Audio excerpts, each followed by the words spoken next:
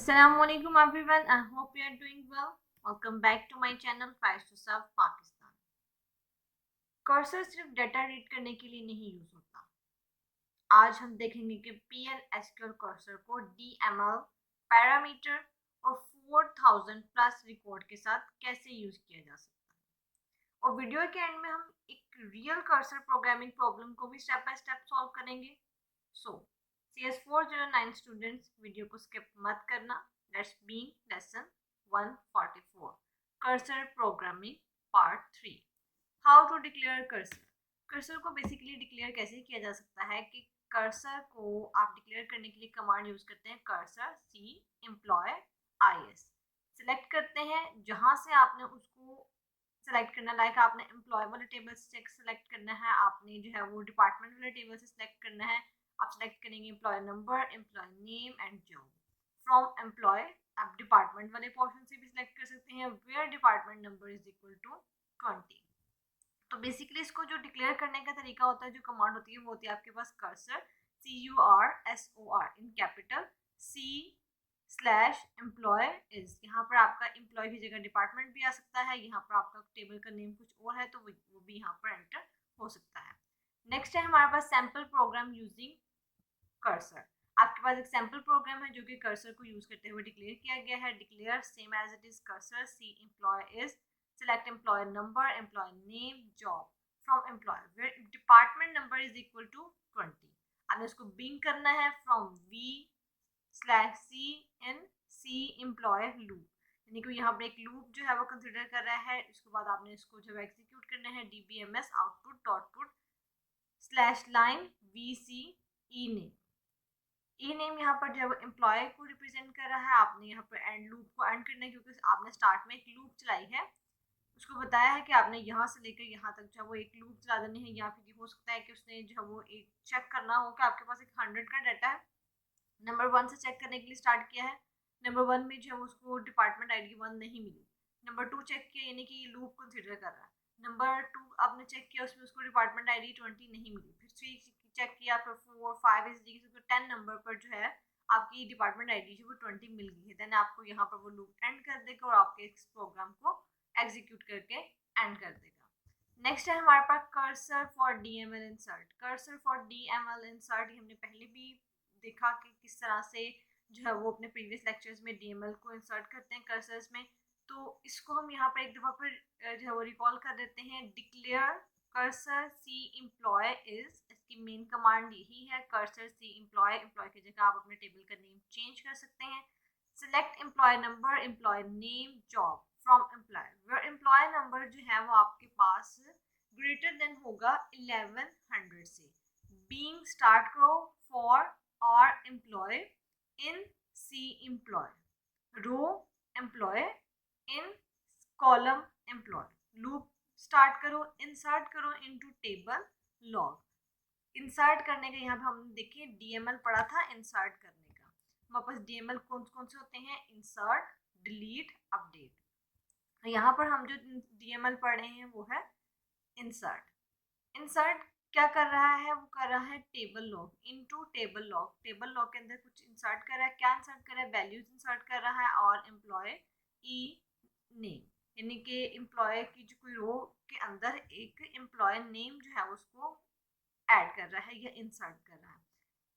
जैसे ही वो अपनी लूप खत्म करेगा इसको एंड कर देगा। एंड करने के बाद इस प्रोग्राम को एग्जीक्यूट कर एंड कर देगा ताकि इस प्रोग्राम से एग्जिट हो जाए।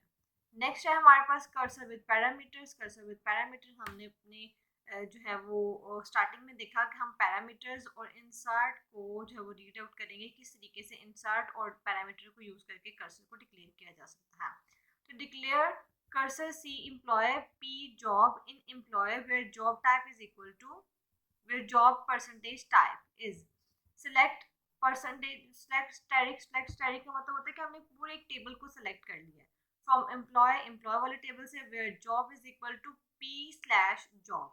बीइंग करना है आपने for R employ in C employ, यानी कि आपने रो एम्प्लॉय में से आपने in C employ column employ में से क्लर्क जो है उसको बीइंग करना है।